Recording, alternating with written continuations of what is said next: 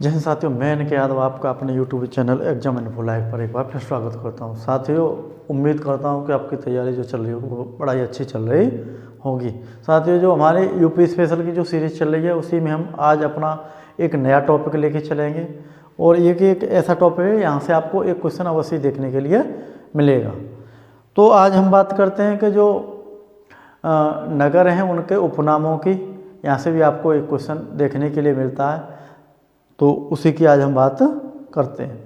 आइए प्यारे साथियों, संगम नगरी, कुंभ नगरी और तीर्थराज, यानी संगम नगरी किसे कहते हैं? आपके प्रयागराज को कहते हैं। कुंभ नगरी प्रयागराज को कहते हैं। तीर्थराज अमरूद नगरी, ईश्वर का निवास स्थान, ये सब किसको कहते हैं? प्रयागराज को कहते हैं। प्यारे साथियों, बात करते हैं मतलब कुंभ नगरी। तो कुंभ जो होता है आपका 12 साल बाद लगता है, 12 वर्ष के बाद कुंभ आपका लगेगा, जो आपका 2025 में लगने वाला है। 2025 में लगने वाला है। अच्छा, 6 वर्ष के बाद में आपका अर्धकुंभ लगता है। 6 वर्ष के बाद में क्या लगता है आपका? अर्धकुंभ लगता है। अर्धकुंभ आपका 6 वर्ष के बाद में लगता है। अच्छा, प्रत्येक वर्ष आपका महामेला और लगता है, महाग मेला के नाम से ये प्रत्येक वर्ष लगता है। और ये आपका जेन्युइन तौर पर जनवरी टू फरवरी तक चलता है, फरवरी तक चलता है। तो इसमें एक क्वेश्चन आपका था लास्ट ईयर पेपरों में कि जो महामेला लगता है उसका पहला स्नान कौन सा होता है? तो प्यारे साथियों, महामेला के अंदर आपके 5 स्नान होते हैं। 5 स्नान होते हैं महामेला के अंदर। तो जिसमें जो पहला स्नान होता है आपका मकर संक्रांति पे होता है, और जो अंतिम स्नान होता है वो आपका शिवरात्रि पे होता है। शिवरात्रि पे आपका अंतिम स्नान होता है। अगर 5 स्नानों की बात करें हम, तो 5 स्नान देखो, सबसे पहले आप मकर संक्रांति, अक्षय तृतीया, उसके बाद आपका मौनी अमावस्या, उसके बाद आपका बसंत पंचमी और फिर आपका महाशिवरात्रि। ये 5 स्नान होते हैं। तो कहीं से भी आपसे क्वेश्चन पूछ सकता है। आगे बात करते हैं। देखो, इसको हम तीर्थराज भी कह देते हैं। जो संगम है तीर्थराज है, और ये जो संगम है ये आपका गंगा और यमुना दोनों आकर यहाँ पर आपकी मिलती हैं। आगे बात करते हैं हम आंवला नगरी। आंवला नगरी, आंवला कहाँ का प्रसिद्ध है? मैं पहले भी आपको कई क्लासेस में इसका आपको बता चुका हूँ। तो ये आपका प्रतापगढ़ का, आंवला कहाँ का? प्रतापगढ़ का। आमों का नगर आपका मलिहाबाद, और मलिहाबाद कहाँ पे पड़ता है आपका? लखनऊ के अंदर। मलिहाबाद लखनऊ के अंदर पड़ता है। लखनऊ को हम क्या कहते हैं? नवाबों का शहर भी कहते हैं। आगे हम बात करेंगे अभी। गोरखधाम, नाथनगर, गीता प्रेस नगर, यानी जो गोरखधाम है वो आपका कहाँ पर है? गोरखपुर में है। इसको हम नाथनगर और कहते हैं। और यहाँ पर जो गीता प्रेस है, जो जहाँ पर हमारे हिंदू महाकाव्यों का प्रेस है, वो आपकी कहाँ पर है? गोरखपुर में है। और उस प्रेस का क्या नाम है आपका? गीता प्रेस है। आगे बात करते हैं हम चर्मनगर, उद्योग नगर। चर्मनगर का देखो, चर्मनगर भी पूछ लेता है, और चमड़ा उद्योग में अग्रणी ऐसे भी पूछ लेता है। पूर्वोत्तर भारत का मानचेस्टर, ये आपका कौन है? कानपुर की बात आती है। तो उद्योग नगर में है, काफ़ी इंडस्ट्रियल एरिया है कानपुर के अंदर। चमड़ा उद्योग में काफ़ी विकास है कानपुर में, काफ़ी चमड़ा उद्योग है, और इसको पूर्वोत्तर का मानचेस्टर भी बोल देते हैं। आगे बात करते हैं। देखो, छोटा दिल्ली और आपका उद्योग नगर। देखो, छोटा दिल्ली और उद्योग नगर आप किसको कहते हैं? गाजियाबाद को कहते हैं।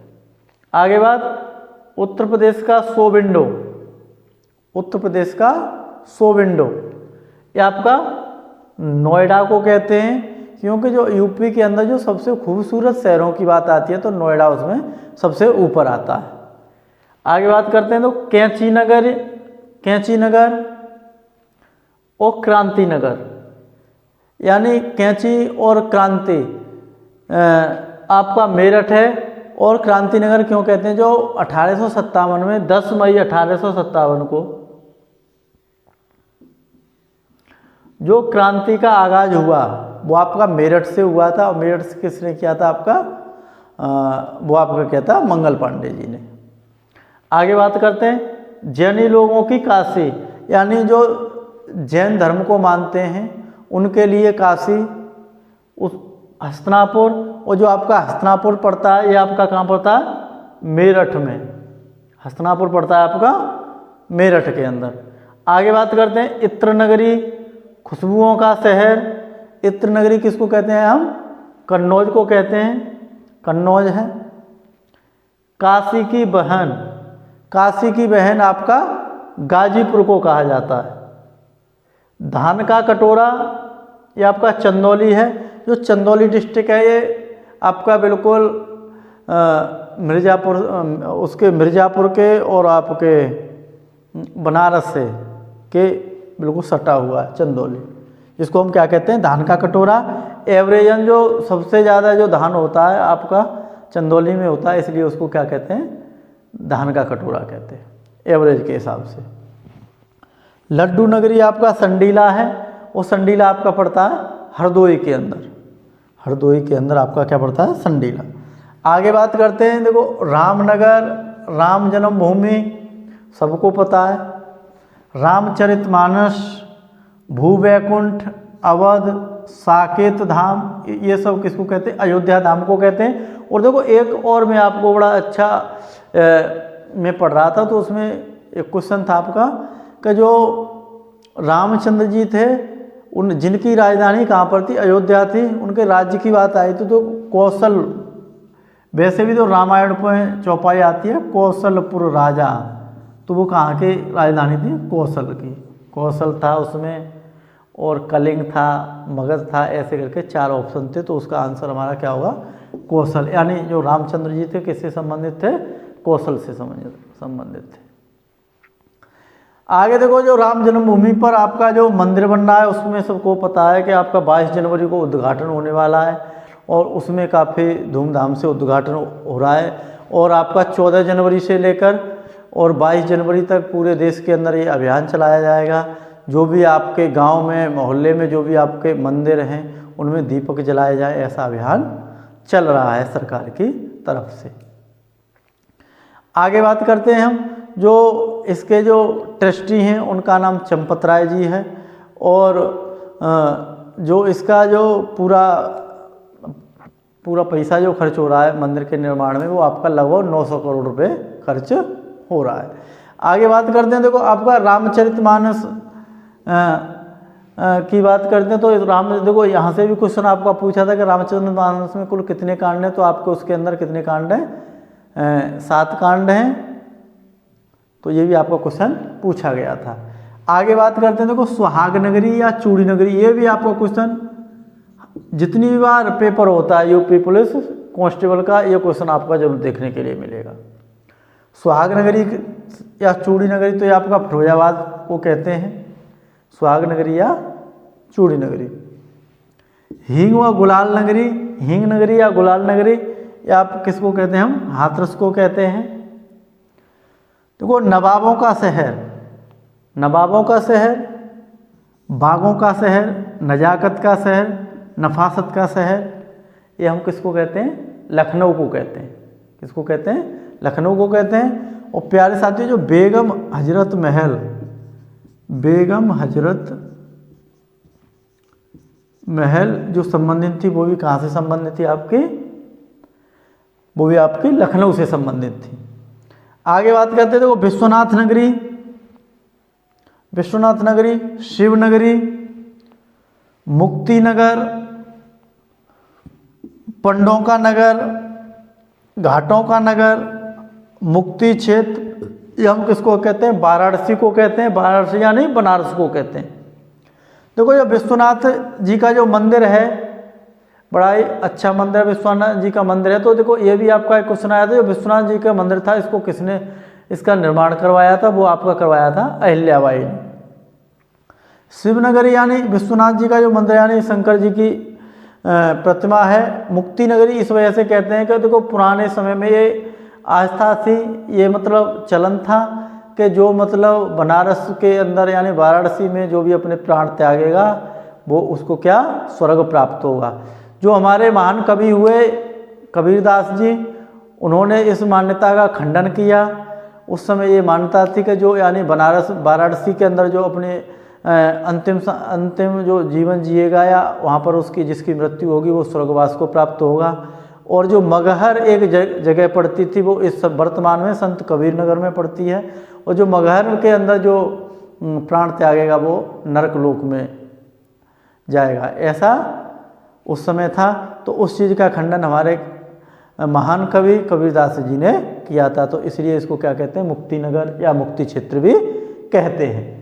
आगे देखो, घाटों का शहर, तो काफ़ी घाट हैं। एक मूवी भी बनी थी 80 घाट के नाम से, तो काफ़ी घाट भी यहाँ पर हैं। आगे बात करते हैं सिराज हिंद।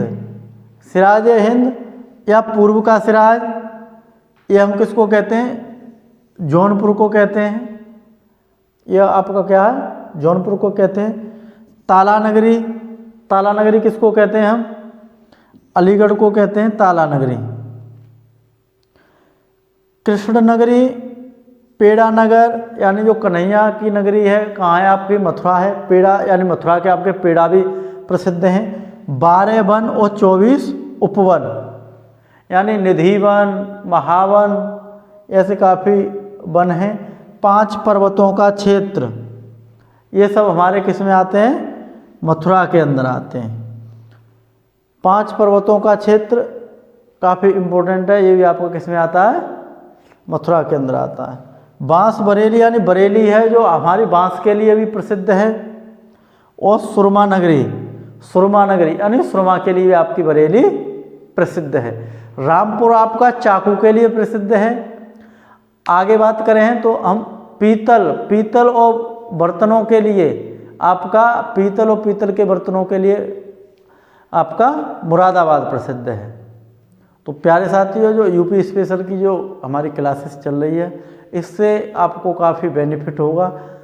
काफ़ी इसलिए हम छोटी छोटी वीडियोज़ बना रहे हैं जिससे बच्चे का टाइम ख़राब ना हो, और वही सेलेक्टेड चीज़ें करा रहे हैं जो आपके एग्ज़ाम में देखने के लिए मिलती हैं। यूपी स्पेशल का और स्टैटिक जीके का मेरे हिसाब से काफ़ी बड़ा योगदान रहेगा। 10 से 12 क्वेश्चन आपके स्टैटिक जीके के आते हैं। तो वो भी हमारे, अगर आप हमारे चैनल में जाओगे तो यूपी स्पेशल की अलग आपकी प्लेलिस्ट बनी हुई है और स्टैटिक जीके की आपकी अलग प्लेलिस्ट बनी हुई है।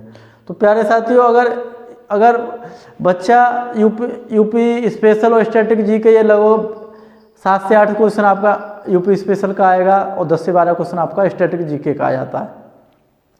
तो ये आप जीएस के इतने बड़े पार्ट के लिए काफ़ी अच्छा यानी बड़ा पोर्शन मान के चलेंगे। तो इन दोनों चीज़ों पर आप, समय कम है, ज़्यादा ध्यान दीजिएगा। मैं ये नहीं कह रहा कि अन्य चीज़ों को इग्नोर करिए, इग्नोर किसी को मत करिएगा आप, लेकिन इन चीज़ों पर थोड़ा ज़्यादा ध्यान दीजिएगा। प्यारे साथियों, आप अपनी तैयारी को बेटर बनाए रखें। हम यही आपको एडवाइस देंगे कि आप 10 से 12 घंटे आप निरंतर कंटिन्यूस अपनी पढ़ाई को बनाए रखें। जय हिंद, जय भारत।